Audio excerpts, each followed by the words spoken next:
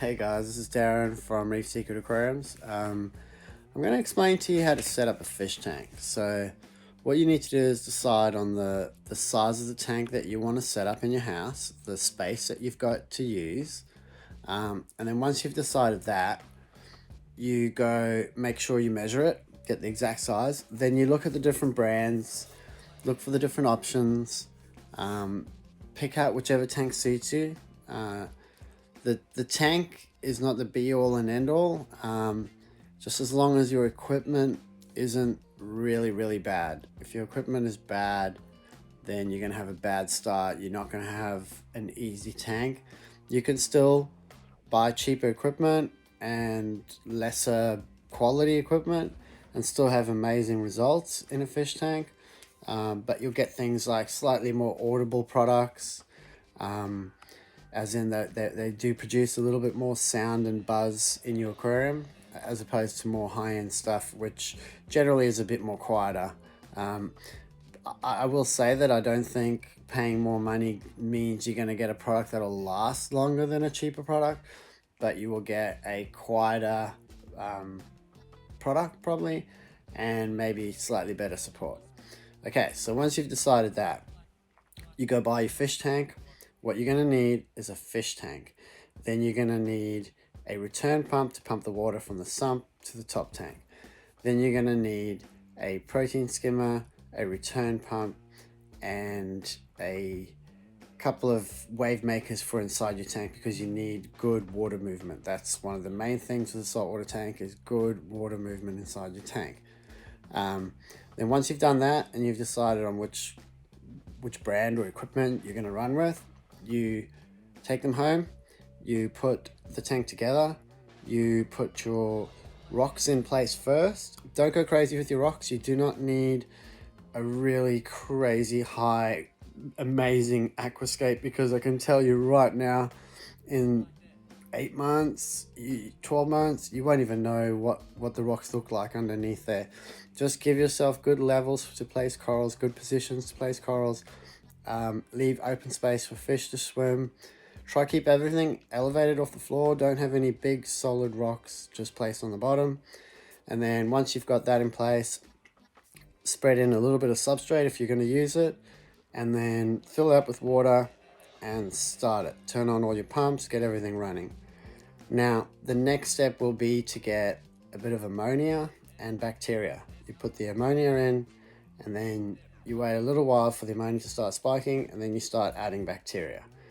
Now, everyone's fish tank is different. Bob's fish tank could cycle in 2 weeks, and Mike's fish tank could take 8 weeks. So you really need ammonia to go up, and then you need the ammonia to, as soon as the ammonia starts dipping, you'll get nitrite go up, and then once your nitrite goes up, that will start coming down, and then you'll get nitrates going up.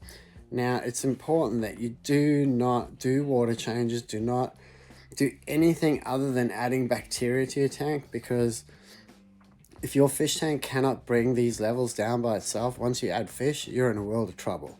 So let the tank cycle. Do not add fish, do not add cleanup crew, do not add anything until this is cycled. I also recommend do not run lights. Lights are bad in a cycle, in my opinion. Do not run them.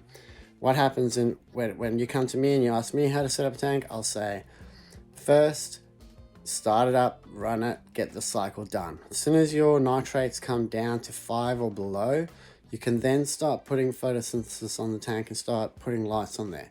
At this stage, your tank is actually ready, and you can go out and buy your cleanup crew, and you can put them in your tank, and they can start keeping the algae under control from the beginning. Again, do not rush this. Don't buy cleanup crew that need a lot of food.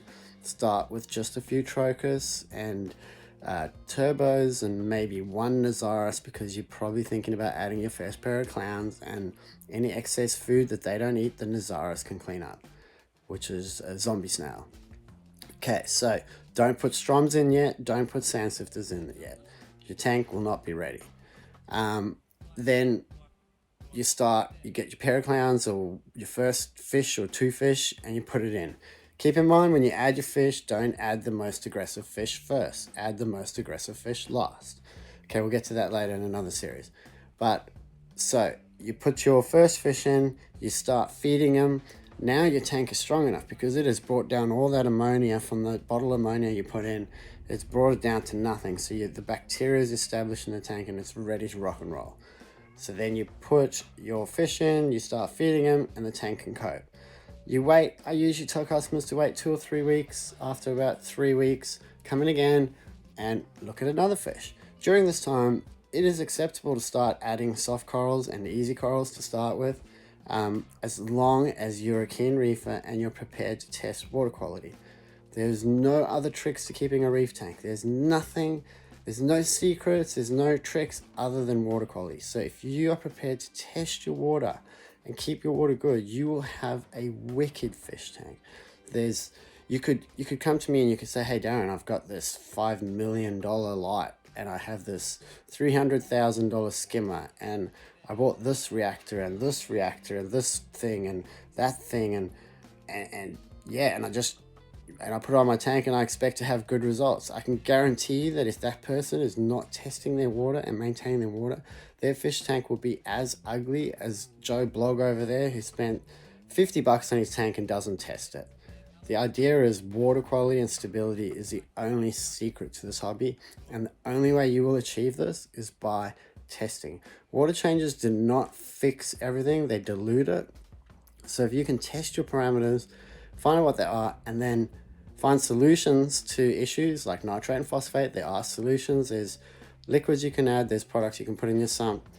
But if you add things as they're required and you don't just make your tank really complicated by buying every single product you see on Facebook, or because Mike puts this liquid in his tank and Jason chucks this liquid in his tank and oh, his tank's wicked and he uses that brand, so I may as well buy all this stuff and just start putting it in my tank. You're not going to have a wicked tank.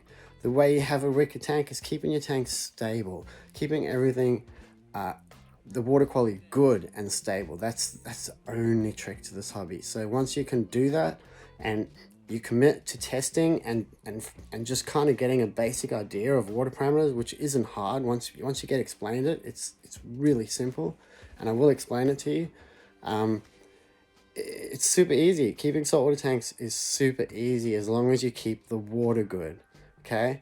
Obviously you need good lights. You need a skimmer that can pull out some muck, and you need good circulation, and that's pretty much all you really need other than water quality. So that's just the start. So this is the series on what you're going to need and what you're going to have to do if you want to have a wicked tank. So I will then get into the depth about buying corals, choosing your corals correctly, rushing your tank. Seriously, if you do not rush your tank will be amazing. Do not rush it. You have so long with this tank.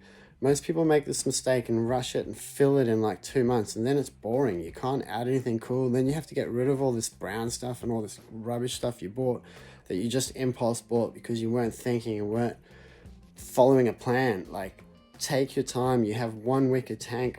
Make it amazing once. Don't just fill it with stuff just because you see it in a shop. You have a phone on you, Google something before you buy it. There's no excuses anymore for just impulse buying. I have so many customers that come in all the time and like, oh, can I give you back this fish, or can I buy this? And I have to tell them that it's not going to suit their tank because, and it's easy to look it up. Okay, so I'm babbling on now, so I'm going to end the video.